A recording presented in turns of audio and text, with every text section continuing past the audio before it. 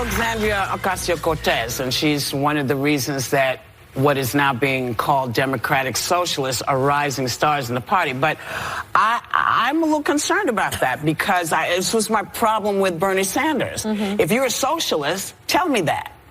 Don't say that you're a Democrat because you clearly we don't have the same ideas of what should be happening if you're a Democrat. So I wonder if this is now a splinter group. If anybody's discussed the difference between socialism and democratic socialism.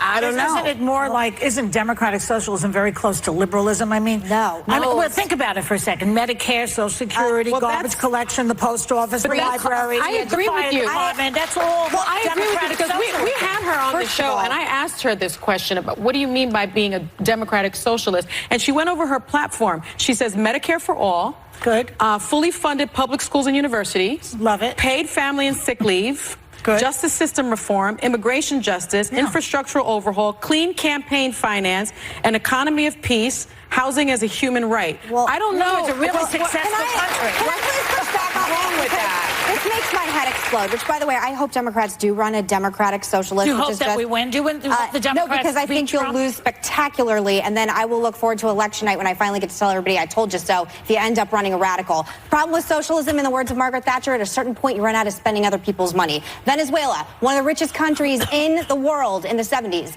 Now, the average Venezuelan has lost 24 pounds because they're starving to death. 90% of the country is living in poverty. I think she's talking more about Scandinavia than Venezuela. But I'm sorry.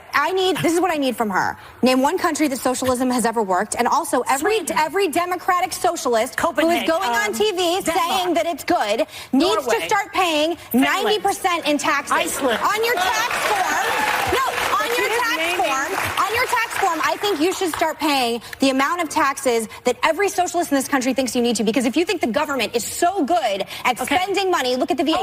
Because it is dangerous. I just told you several countries that do it. But besides, I'm sorry. hold on a minute. Hold on, everybody.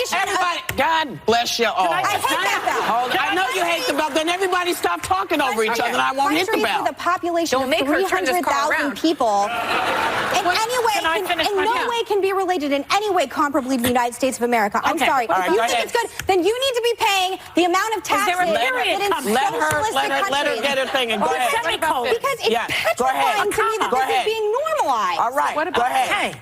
So, you're saying you run out of people's money, other people's money, Margaret Thatcher. I didn't say that. They have just given this enormous tax break to the very, very wealthy in this country. That tax break doesn't have to be so generous to those really rich people, does it? Because if you don't give that money to them, what happens to that money? Better schools, better post office, I'm sorry. better garbage pickup, better If you think the government is so good at running things, then the post office is a great run business. One more word. The VA, I'm sorry, comparing the United States of America to a small country in Europe is delusional. And I'm sorry, some of us do not want socialism to be normalized in this country. I am an example. Wait, can I finish? 70% of taxes. 70%.